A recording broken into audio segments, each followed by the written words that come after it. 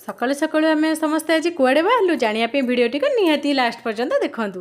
तो नमस्कार जय जगन्नाथ सांग मैंने तो ये देखिपे केते सुंदर लगुच जो गछ पूरा दी साइड गछ मझे आम आसलु तो बहुत बढ़िया लगुला।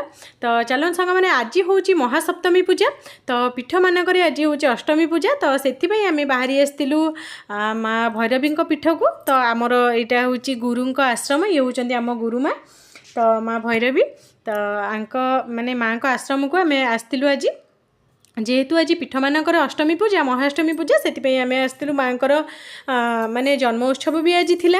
तो माने दुर्गाष्टमी दिन माँ जन्म उत्सव तो से आम आसलु माँ पाखे प्रणाम करने आउ माँ दर्शन करने।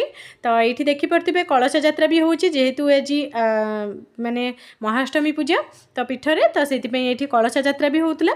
तो आम आसिक सागे सागे पहुँचीचु और कलश यात्रा स्टार्ट होगला। तो ये देखिपे माँ भैरवी केते सुंदर से पूरा सजाई आउ बहुत बढ़िया लगुले। तो चलन सांग मैंने ये माने यज्ञ भी होता तो यज्ञ ये आहुति देलु आहुति दे सारिकी प्रसाद सेवन कलु तापर घर को फेरी आसलु। घर को आसार भिडियो मैं करनी। तो चलन सांग मैंने भिडियो भल लगे लाइक शेयर सब्सक्राइब करने को जमा ही भूलें। रोचे नमस्कार जय जगन्नाथ।